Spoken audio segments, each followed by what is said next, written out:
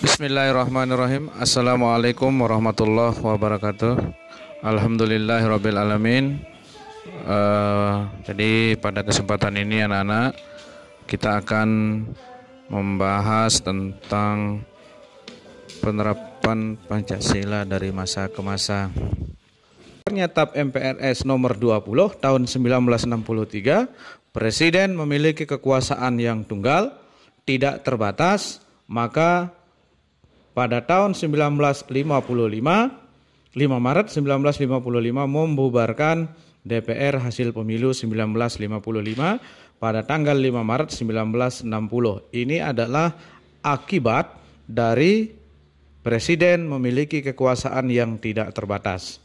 Yang ketiga adalah Presiden membentuk MPRS, Majelis Permusyawaratan Rakyat Sementara, yang anggotanya terdiri dari DPR dan gabungan reformasi utusan daerah atau golongan yang diangkat dan diberhentikan oleh Presiden. Yang ketiga adalah masa Orde Baru. Jadi pada masa Orde Baru 1966 sampai 1998, di mana masa Orde Baru dipimpin oleh Presiden Soeharto dengan mengeluarkan dekret Presiden 5 Juli dengan alasan mempertahankan keamanan dan kedaulatan negara dari rongrongan Partai Komunis. Maka sejak saat itu Soeharto menggantikan Soekarno menjadi presiden sesuai dengan keputusan TAP MPRS nomor 9 tahun MPRS 1966 pada tanggal 20 Februari 1967. Pada masa Orde Baru ini kemudian ada beberapa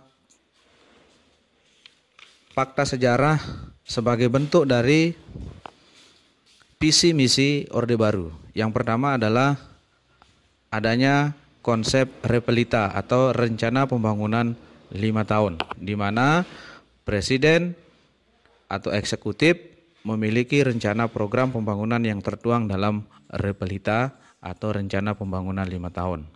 Dan yang kedua adalah GBHN, ini sebagai garis-garis besar haluan negara yang tujuannya adalah seluruh kegiatan program yang akan dibangun atau yang akan dikeluarkan akan dituangkan dulu dalam garis-garis besar haluan negara.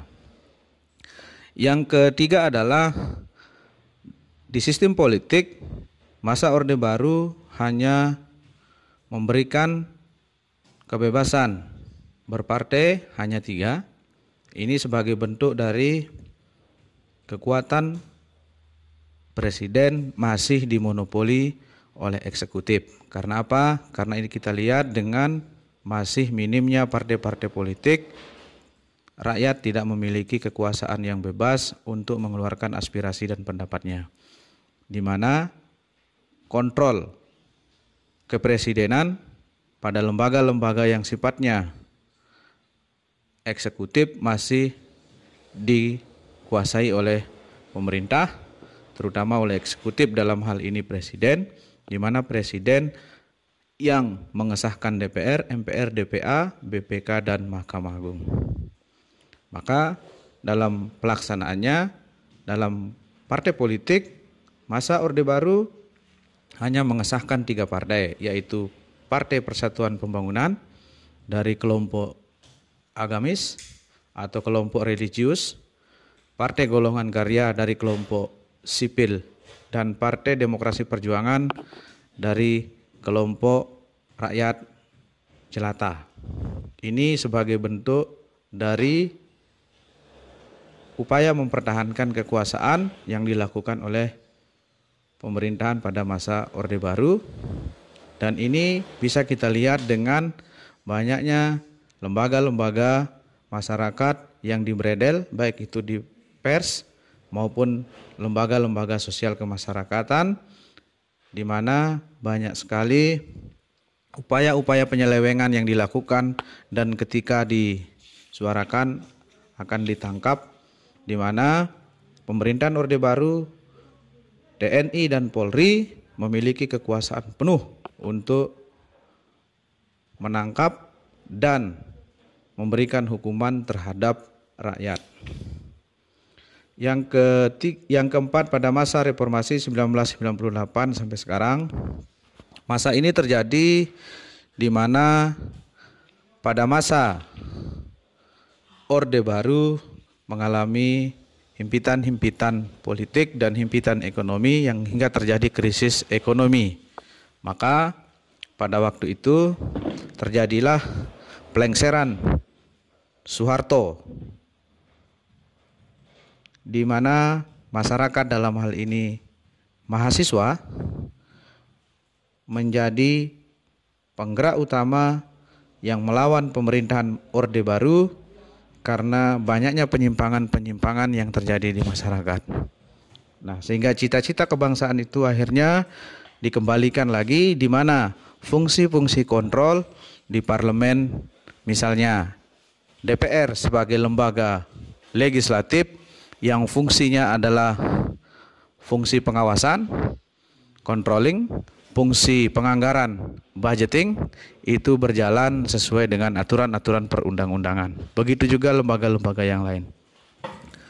Jadi itu adalah masa-masa di mana bangsa Indonesia menghadapi keadaan baik dari dalam negeri maupun yang berada dalam luar negeri. Pancasila dalam penerapannya mengalami periode-periode yang sangat sulit.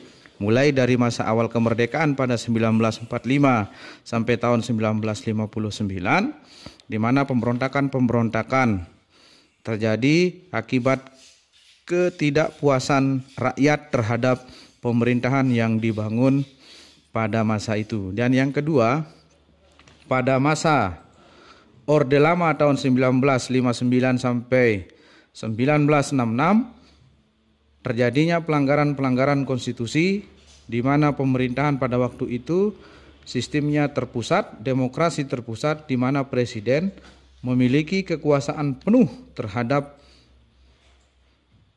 negara, di mana ini disahkan atau dikuatkan dalam lembar negara sesuai dengan TAP MPR nomor 20 tahun 1963. Dan pada masa Orde Baru pun rencana-rencana pemerintahan itu dibangun melalui rencana pembangunan 5 tahun dan diatur dalam GBHN, dan DPR selaku lembaga legislatif tidak berjalan karena masih dikuasai oleh eksekutif, terutama oleh presiden, termasuk lembaga-lembaga hukumnya dari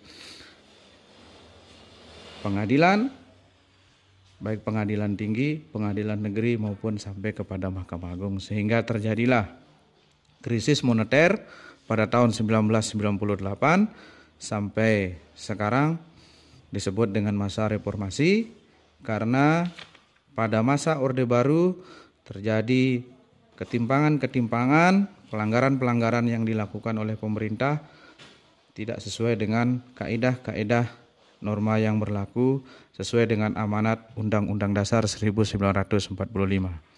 Jadi mungkin itu pertemuan kita pada kesempatan ini.